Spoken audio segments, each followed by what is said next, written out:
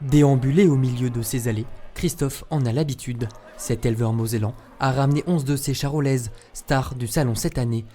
Avec plus d'1 million de vaches, c'est la race la plus étendue en France. C'est un animal destiné à faire de la viande, donc avant tout c'est les qualités musculaires qu'on regarde, c'est-à-dire qualité musculaire dans son arrondi de culotte, donc dans l'arrière-main, dans le dos également, parce que c'est là qu'il y a les morceaux nobles, donc le filet, faux filet, tout ça, ça se situe dans le dos. On la reconnaît aussi grâce à ses cornes et sa peau particulièrement fine, sans oublier bien évidemment son gabarit parfois très impressionnant. Ah, dans les beaux spécimens, on a des taureaux dans le Charolais comme ça qui sortent à plus de 1500 kg. Là, on l'a amené pour le concours, c'est comme ça un animal qu'on a acheté, c'est pour le présenter, faire voir un petit peu ce qu'on fait et puis voir les animaux qu'on sort et puis voilà quoi, se comparer un petit peu aux autres. Si la charolaise est sous les feux des projecteurs, la 10e édition du salon marque le retour des équins au milieu de la scène.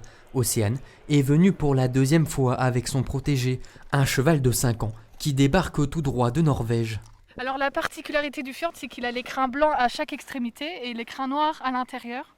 Et il a une ligne de dos qui le suit jusqu'à la queue.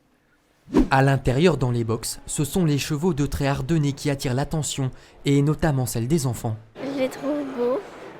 Pour l'instant, on a vu les lapins, les moutons, les chevaux et les vaches. Je suis déjà venue une fois quand ma fille aînée était plus petite. Et puis bon voilà, on est venu pour faire plaisir aux enfants. Dans le même temps, à quelques encablures, le premier concours du salon est lancé. Les futurs agriculteurs s'affrontent dans les Olympiades. Alors ils ont 3 épreuves, dont l'état corporel à évaluer, la coupe des onglons et après tri et retournement d'animaux. Arthur, élève au centre de formation d'apprentis de Courcelles-Chaussy, va pour la première fois se prêter à l'exercice de la taille des onglons.